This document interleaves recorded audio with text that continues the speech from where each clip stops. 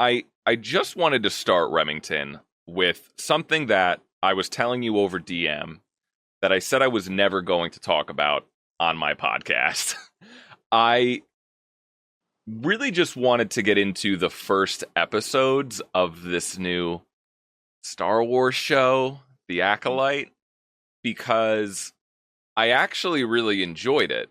And just the way discourse is with Star Wars and how much disgust I just have for the entire fan base. I told myself I'm never going to talk about anything Star Wars or like even just Marvel related. I'm just so done with it. But I was telling you this a little bit over DM too. Like, we can get into our relationship of what our relationship is with Star Wars now. I don't even consider myself a fan anymore. Particularly, I'm just not into it anymore, and I'm not mad about it, Like, I haven't really liked, there's some things that I like here and there that come out. I don't watch everything anymore, and, I'm just like done with it, and I'm just fine. I'm just moving on. But I saw this Acolyte show, and I did find a lot of things refreshing about it just on these first two episodes. So, why don't we just start by, why don't you just tell me like your current relationship with Star Wars and where you are in the fandom? Because I feel like everyone, as like a Star Wars fan, quote unquote, like their mileage varies so much on where they stand on the franchise. So why don't you just give me a little insight on like where you're at with it? So the genesis of my Star Wars fandom, it starts like when I was like 4 or 5, I guess you could say. I feel like that's when a lot of people start, at least post original trilogy. And yeah, I was just like a little kid, and my dad was like, as a special treat, if you're good today, you can stay up and watch a movie with me. And I was like, oh boy, here we go. Right. And yeah, so it was a New Hope. A New Hope was on, I don't remember what channel, and I don't think I had the attention span or the ability to stay up much past my bedtime at that point. So I only made it so far into the movie, but I loved it. I loved it. I was instantly hooked. I can recall certain images, like the Dianuga coming out of the trash compactor water with the little eyeball. That's like, Oh, sure. yeah, that particularly always imprinted on me, and the bit in the cantina when Obi-Wan chops the guy's arm off, and the whole like lines before where it's like, he doesn't like you, that whole bit Right. yeah, that always stuck with me as a kid. And then I guess the characters remained with me, particularly C-3PO and R2-D2. A lot of kids always loved them enough that when trailers for Attack of the Clones started coming out around that time, I instantly recognized them. Was like, Dad, can we go? And he was like, yes, we can go. And so that was the first Star Wars movie I ever saw.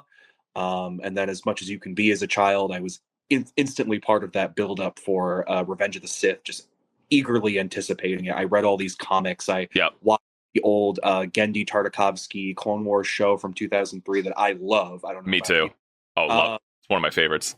I was all into that space, as much as you can be at age 8. Sure. And it was around that time that I also, we rented Phantom Menace from the library. Like, local library had a big like home video section you could rent from. So that's how I saw Phantom Menace. '04, there was a re-release of the original trilogy, and my parents got me a VHS box set. So that's how I saw Empire and Jedi. And then I saw Sith in theaters too, when that eventually came out. And so after that, I kind of thought Star Wars was done at age 8. I was like, okay, George, he told his story. And to the point to where I didn't even really understand what they were doing with Filoni Clone Wars when that came out in Mm. 08 at age 11. Already at age 11, we are already having these high-minded opinions. But Right. I was like, I kind of thought that between the 2003 show and a bunch of those comics that I had invested in, like, that story was told. Like how much more can we fit in with the Clone Wars? But I wasn't huge into Filoni Wars. I only came to it later on because people I know, some mutual friends of ours, were like, "Hey, you should check this out. Try it out. Look into it." And I was like, "Okay, yeah." So that's fine. It's not. I'm not in love with it. Same thing with Rebels. Like, I like Rebels enough, but like, it's not a high for me. But yeah, then since Disney, it's just been a series of disappointments. I think we all started with immense high hopes when we Right. went to Force Awakens, and it just kind of Right. Yeah, so that's kind of where I've been at. I did not like Ahsoka at all. I did not like the Book of Boba Fett at all. I didn't like season 3 of The Mandalorian at all. I liked Bad Batch enough, but it was fine. Okay. Uh, and I was mixed on Tales of the Empire, whereas I loved Tales of the Jedi. So, yeah, I'm all over the map, but mostly Sure. described in the Disney era, I guess you could say. Yeah, I feel like, and I feel like that's where a lot of people are right now. I mean, yeah, I'm similar. I really liked the first season of The Mandalorian. I remember I did like the second season. I felt like it should have just ended there, but of course they're just going to keep milking that cow. And season 3, yeah, was Yeah. atrocious. I honestly don't even think I finished season 3 of The Mandalorian. I did watch the Clone Wars series originally, and then they came back with it, right, when they launched Disney Plus.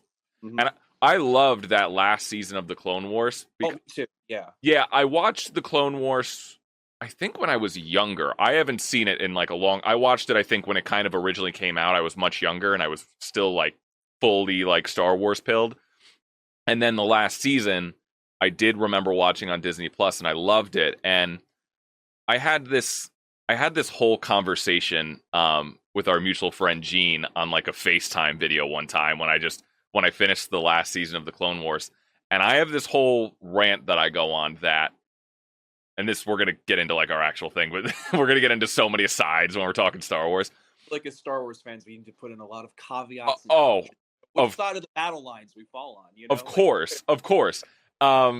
Yeah, I said to Gene, I was like, I just made this whole epiphany watching the last season of the Clone Wars, and I realized Anakin Skywalker in the Clone Wars TV show, the Filoni TV show, is a completely different character than what we get in the movies. They completely, and like, for better, I guess, like it's interesting how they take this set of time in between these two movies, and they kind of retroactively completely make Anakin a completely different character.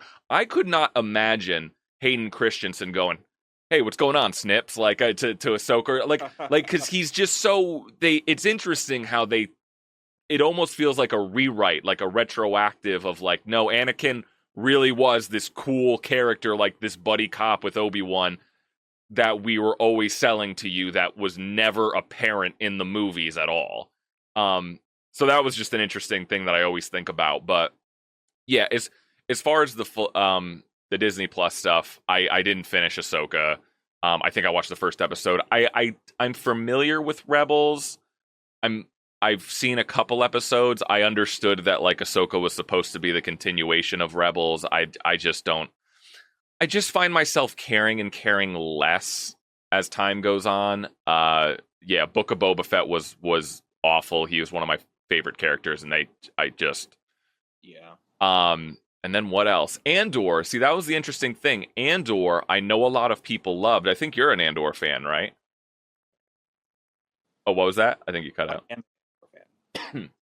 Okay, cool. Which I totally get. Like, it seems like a good show. I just couldn't get into it. I didn't finish it. I think I watched like 2 episodes. I just don't like Andor as a character. I find him very boring, and I guess a lot of people, it's cool, like whatever. It just wasn't my thing. But I understand that a lot of people think it's like a really great show, and that's cool. But anyway, so then we get to the Acolyte. And I didn't really know much about this show. I've kind of like turned myself off from everything Star Wars pretty much, but I just, saw the release and people talking about it and everything, and the showrunners, and it's not a Filoni show. It's some other person. And I really responded to the first 2 episodes. I thought they were really solid. They're only the first 2 episodes. I don't think it's like amazing or anything, but I think so far from what we've seen from Disney Plus Star Wars shows, I thought it was pretty great. And I think the main thing that I found so refreshing about these first 2 episodes of this show I think is the time period, the setting of the Old Republic, because I think one of my biggest things that I'm just so not into in Star Wars anymore is Remington. I never want to see the Empire again. I hate the Empire. I'm so sick. I feel like there is nothing left to do anymore with the Empire. I never want to see a stormtrooper again. And here's my biggest thing with, I think, when people talk about the sequel trilogy, the Rey sequel trilogy, I think one of the more disappointing aspects of that whole trilogy for me was, obviously there's a ton of the obvious critiques and things of how poorly that turned out, but I was really bummed when I kind of put the pieces together of that first movie of what they actually did with the universe, of where we're basically just doing Empire Part 2 and Rebellion Part 2 with the First Order and the Resistance. I was like, that's so, like, what if this new quote unquote evil empire rose up and they were the rebellions, but their army looked completely different? Like, they didn't have stormtroopers, like they had a completely, I was like, that would have been so cool. Obviously they wouldn't do that because of the IP, like in the brand recognition, the stormtroopers are like the most iconic. But yeah, so I just think that was something so refreshing to me, as seeing, oh, it's a time of peace in the galaxy. It's the Jedi are in power. And I think that was one of the things that, like, I always thought was interesting about the prequels, is where you actually have Jedi and they're like, we actually see what their real role was in the galaxy and in this society. So I was really happy to just get into that time period where we're not like in the Clone Wars, we're not in a war, but they're just these Jedi policing the galaxy and doing this murder mystery. And so far the setup, I just think, is really satisfying, and the things that we're seeing so far. So what do you think about the first two episodes? I like them too. I grew up with the prequel era. I love the prequel era. I've actually more recently started getting more into. So part of being a child in that era was that I was on Wikipedia quite a Yes. bit. Yes. Even before Wikipedia, there was the Star Wars databank. I don't know if you ever knew about the Star Wars databank, but I don't know about that, but I do know Wikipedia. Yes. So both of these resources, so many of these older stories, like comics and books from the 90s and 80s, and even the 2000s, I was familiar with their lore from just reading scores of Wikipedia articles. I could have been doing something else. Yep. But I had never actually gotten into the actual source material. So I started reading some of the comics, where Tales of the Jedi gets its name from, the Tales of the Jedi comics that are also set in a similar era. I grew up in an anti-video game household, unfortunately. Oh. So I played KOTOR, but a podcast that I love and listen to, they did a big review of KOTOR recently, where they did like a play-by-play of like their styles with it. So getting more familiar with that too. So I actually, right time for me to really take in new content for this era. And so I agree. I think that, they have done a lot with the Empire, and I think that there are better stories that can be told with that. Like, I love Andor. I would say that's a version of a better story. I also like Rebels. I think that's a better version of a story. But when it comes to some stuff that's in the vein of the sequel trilogy, which was more just about, Gen X nostalgia bait, Right. and like telling its own original story, Right. like that's a bit tiresome. It's like, I get it. You love TIE fighters when you were 5 years old, Right. but a whole new crop of us, and that's not the Star Wars we grew up with.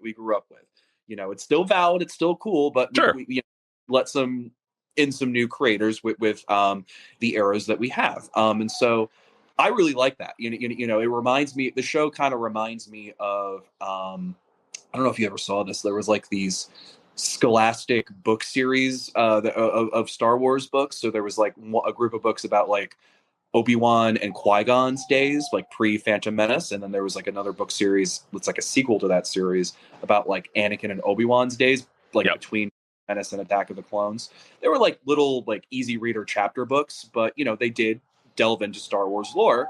And that's what this reminds me of. It reminds me of those kinds of stories in these days when, kind of like you said, the Jedi are like these wandering cops, journeyman peacekeepers, Right.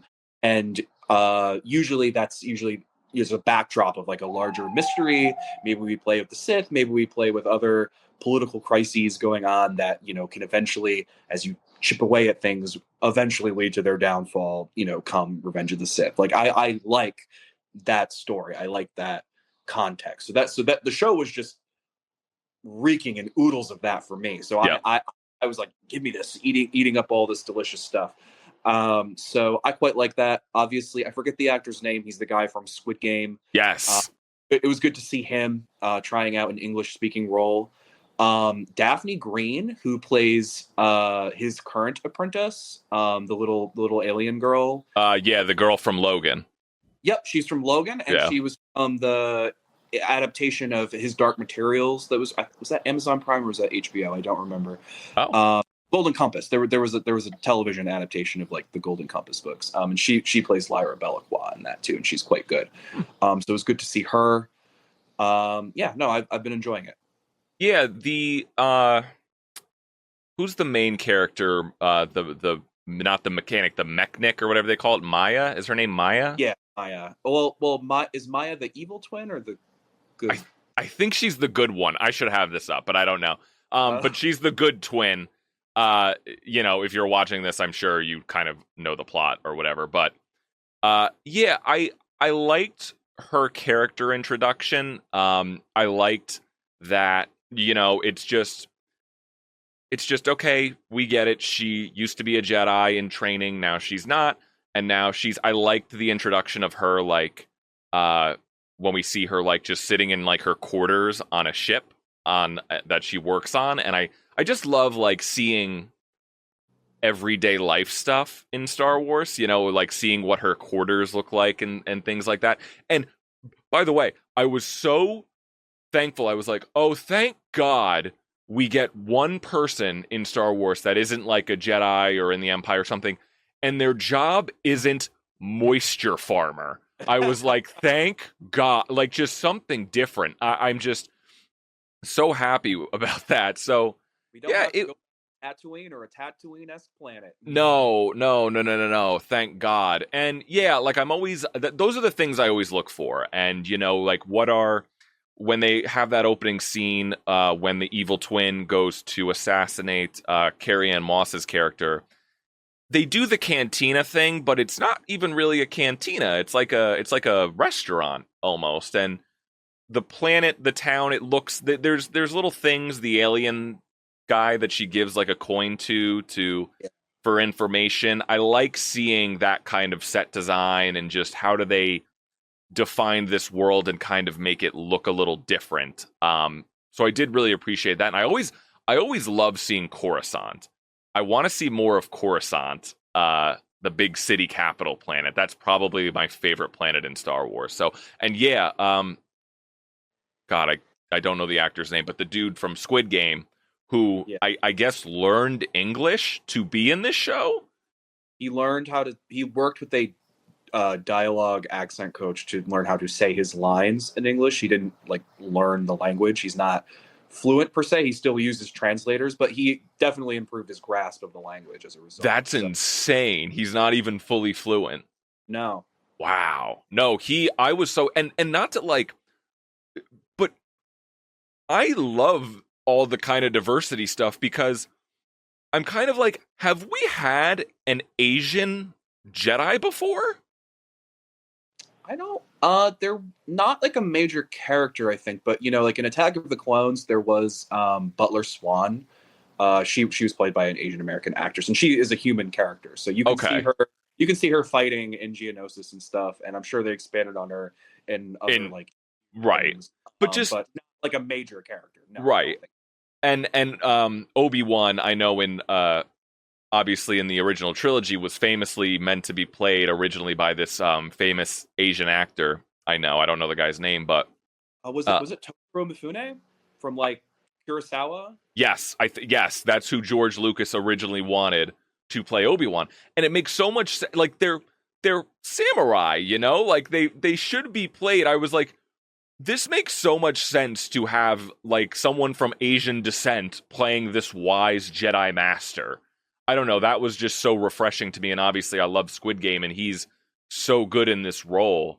So yeah, I loved his character I did even see in an interview where he did seem like he was pulling from Qui-Gon Jinn as a character for inspiration for this role, which I makes what's that? which I said, which I love. Yes.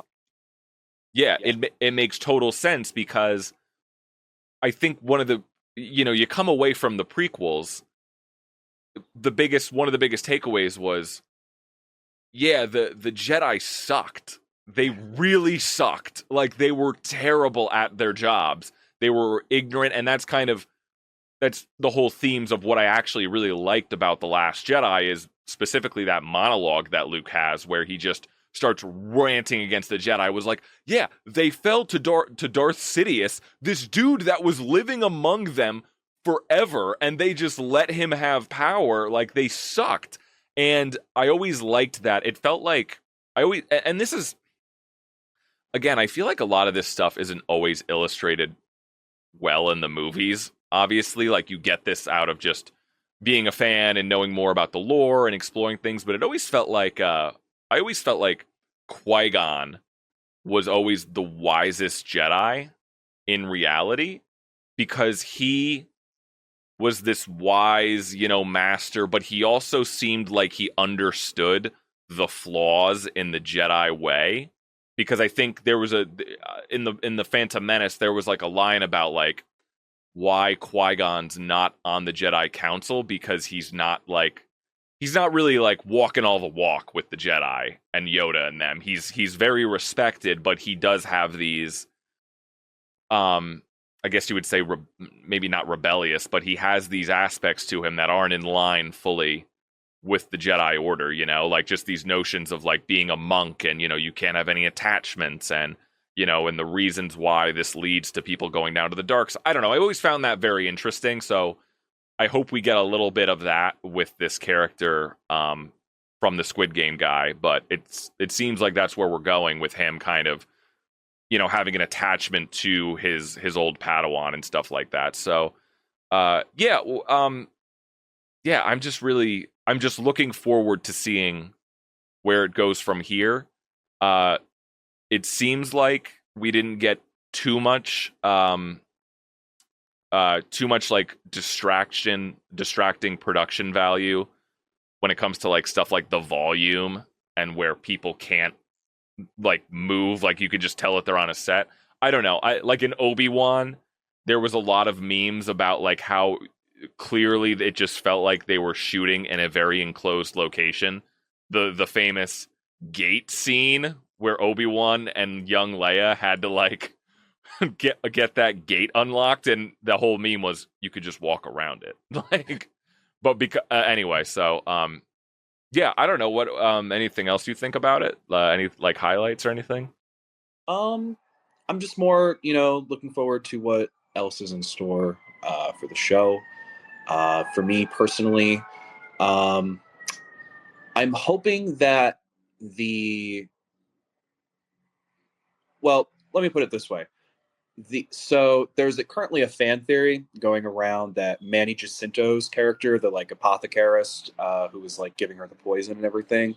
There's a fan theory that he is actually the Sith that she's dealing with, just as like a dual identity thing. Oh, that makes sense. So I'm interested to see if that's true, how that plays out, because Manny Jacinto is mostly known for doing these like, kind of like dim-witted, silly characters, like a la The Good Place. Mm-hmm. And I'm interested to see if he actually has like the acting chops to do a character with that complexity. Because the idea is that his character, that Sith character, is actually probably in the Rule of Two formation, actually the apprentice looking to get his own apprentice so he can overthrow his master. That's the theory, at least. Okay. That he's the master and looking for a new apprentice. But usually that's how those Sith stories kind of go, Mm-hmm. rule of two wise. So yeah, I'm interested to see how that plays out. Yeah, that actually makes a lot of sense. That would be, yeah, I know a lot of people love that actor. I've never seen him in anything else, but I hear like, yeah, a lot of people talking about him. Uh, he showed up on screen, and I was like, is that Ezra Miller for a minute? But Oh, shield me, yeah, really? yeah, but yeah, that's a good theory. The only two nitpicks that I had, just moments in the show, that I was like cliche Star Wars stuff, was when she first met the evil twin, like met her evil master, like on the shoreline or whatever, and you just see the dark figure on the rock.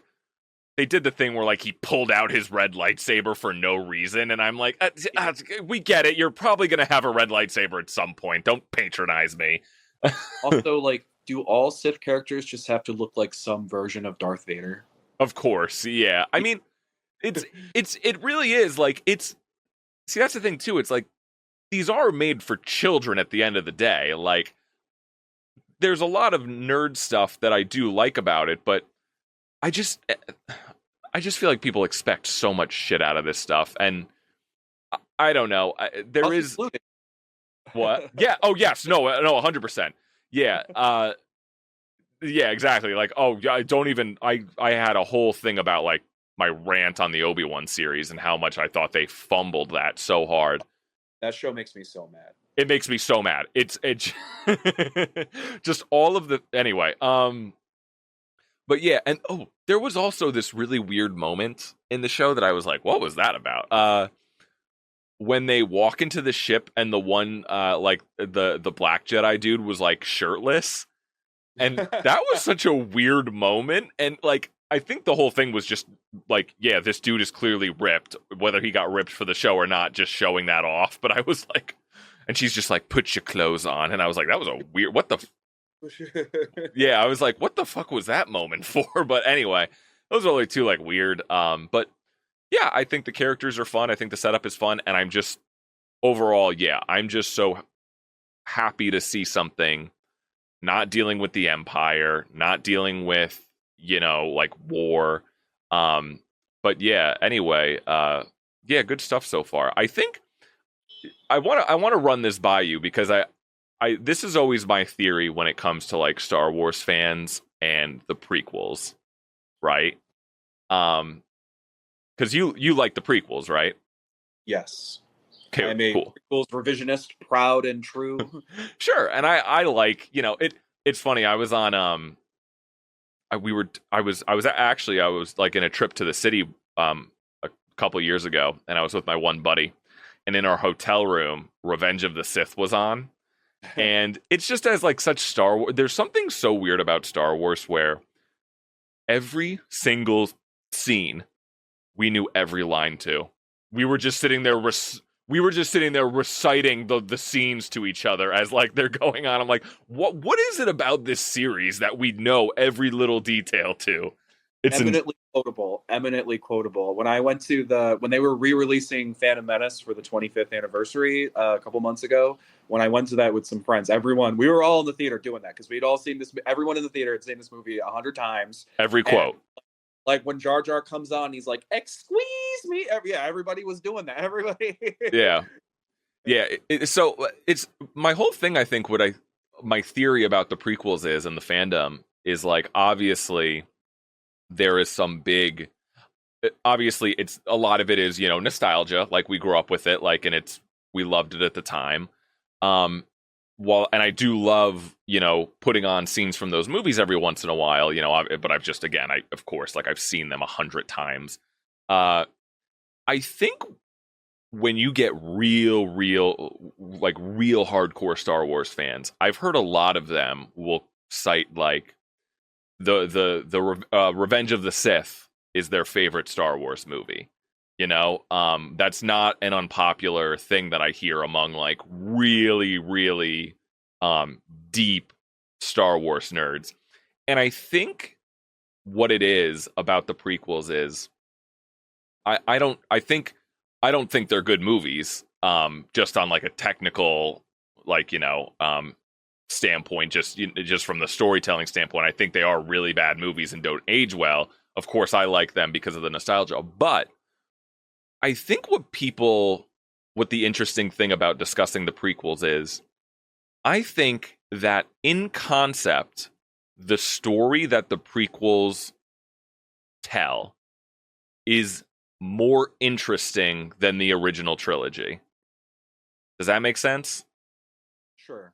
I think the story, like the execution of the movies were really bad, but I think the story of Anakin and Obi-Wan, like this buddy cop duo in this Clone Wars, this badass team, um, and the Clone Wars, I think just inherently that idea for the story is more interesting than like the original trilogy, where it was still obviously great, but it was just, it was the classic hero's journey, as to where this was a fall from grace story.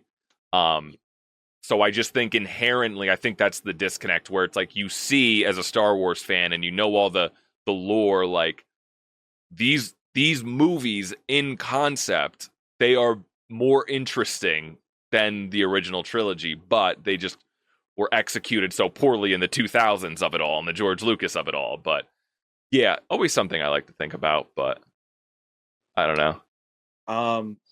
I proud prequels defender. I will concede certain deficiencies. There are other things that some would say are deficiencies that I don't agree with. I think that they might actually work thematically, but I can agree with the idea that there is definitely an execution problem.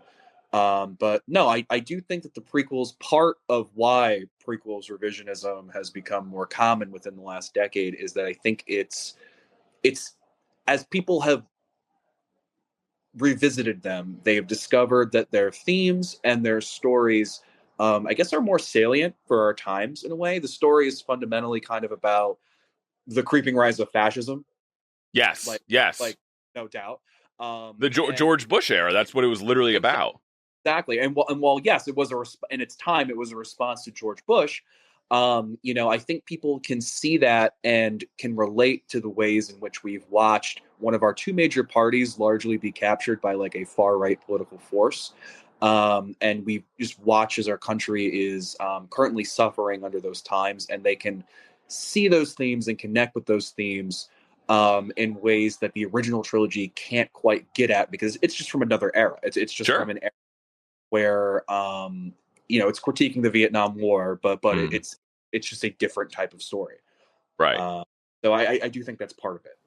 Yeah. That famous line, which actually is a great line that people quote all the time on Twitter, like when responding to stuff, is that famous at the end of Revenge of the Sith, the Natalie Portman line. This is how everyone dies, like through Yeah, thunderous applause. Like yeah, that is really good. That yeah, line.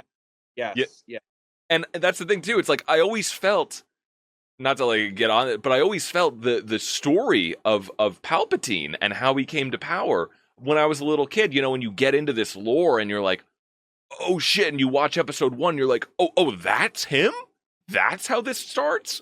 It is really good, like an idea for a story and how they get the clone art. Like it is so great in concept, and the Clone Wars does a lot of that. Does like fills in a lot of the edges, over time. But yeah, anyway, cool. So yeah, we'll see what the Acolyte brings us. But before we move on to the next thing, I just got to ask you. I always like to ask this when I talk to people about Star Wars. What is your favorite Star Wars movie? And what is your do you have a favorite Star Wars movie? And do you have like just a favorite piece of Star Wars content outside of the movies, like whether it be a show, a comic, a book, video game? Favorite movie. I mean, I love them all so much. I can't, it's hard I know to some people don't have one. it's just hard to pick one. Well, I have you can laugh at me if you No want. wrong answers. Movie, even though I like it, but I have a particularly fond attachment for Attack of the Clones, believe it or not. Okay. Yeah, I understand it's a weak movie. It's, in my opinion, it is the weakest of the prequels. Sure. But I think in some ways it's also one of the more cinematic Star Wars movies, because it's very interesting how George takes this like kind of like noir detective story, spy thriller story, and then like grounds it very firmly in like the era of like the build up towards the Iraq War, and it's Yeah. just, and then like also incorporates these old sci-fi themes of like, clone armies and like alien invasion and things like that. And so I find it like to be a very fun movie. Also, it's the first Star Wars movie I saw in theaters as a kid, so it has like a special significance there.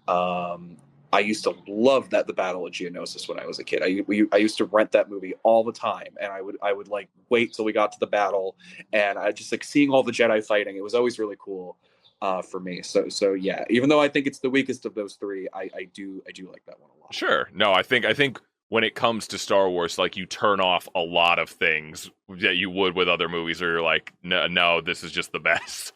Yeah. Um, I like my favorite movie I would say is Return of the Jedi, because I really like, I love the the opening song sequence in Jabba's palace that everyone hates. Oh, from like the special edition I where they like, oh DJ, like I love that. I love that. I'm like, if I was in like, what was it like at that point? Was it the 80s, or like when they start that third movie off with that like coming into Jabba's palace, and there's like this musical number, and yeah, the yeah, yeah, I yeah, love that so much. yeah. And just that introduction to like Jabba's, it's like kind of like Cantina Scene Part 2 to me almost. And I like the Ewoks. I mean, Oh, yeah, they I'm an Ewok defender. You are talking to an Ewok lover here, yeah, I mean, they make, again, like it's part of the, for me in this day and age, part of the fun of seeing Star Wars with friends is like I could just do commentary tracks of just like the fun, like you just watch every movie and you're like, well, that doesn't make sense. Well, what did they do? Like even in Attack of the Clones, like when Obi-Wan goes to Kamino, wait, so you just have this clone army and they've just been sitting on it? Like there's so much funny stuff that you could just poke fun at that I just find fun. yeah. But yeah, I also I do think my favorite like just piece of Star Wars media ever is that Gendy Tartakovsky Clone Wars Yes, series. That yes. is so, and I think over time people are realizing how great that was originally. Um, but yeah, absolutely love that series. But That's comfort watch for me. I throw that on every once in a while because it's right on Disney Plus, and even before mhm, that, like some guy on YouTube I think had like a full cut of it. And yep, so, yeah, so that's like a big one for me. The sequence for the Battle of Unilist in the beginning is like a big deal for me, and then also like the setup for Coruscant, the Battle. yes, I love all of that. yeah, And Grievous's reveal, so good. so good. So